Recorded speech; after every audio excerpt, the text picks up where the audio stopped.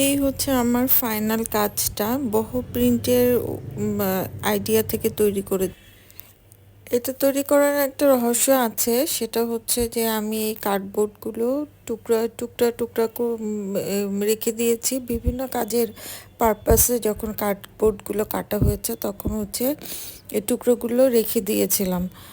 শেপগুলো দেখে পছন্দ হয়েছিল, আমার কাছে মনে হলো যে আমি যে এটা দিয়ে একটা কোনো ডেকোরেশন পিস তৈরি করব। আমি যেইভাবে সেই কাজ আরেকটা কার্ডবোর্ড নিয়ে আসলাম এবং সেই টুকরাগুলোকে বিভিন্নভাবে সাইজ করে করে আমি এগুলোকে একটা ফাইনাল লুক দেওয়ার চেষ্টা করেছি।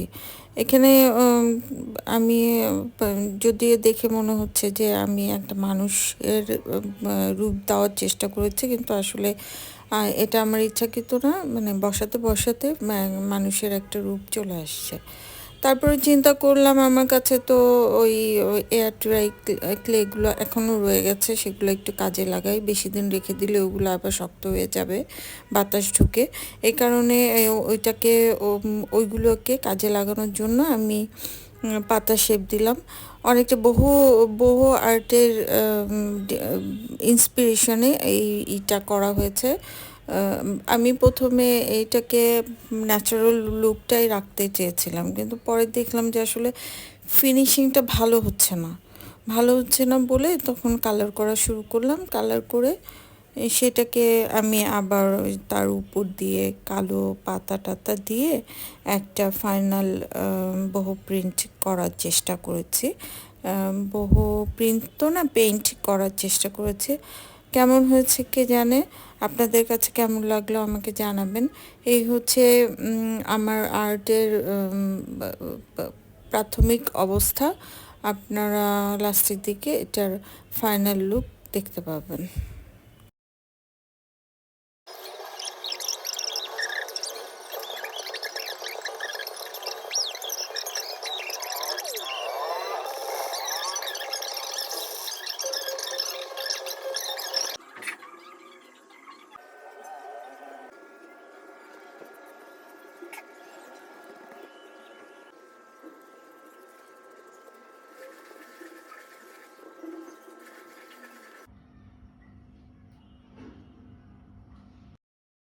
শুধু কালো পাতা আর এই কয়েকটা কালার দিয়ে পেনটাকে খুব একটা মানে উজ্জ্বল মনে হচ্ছিল না।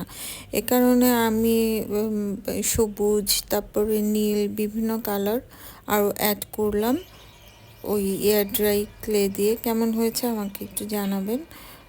ওকে, বাই, থ্যাংক ইউ।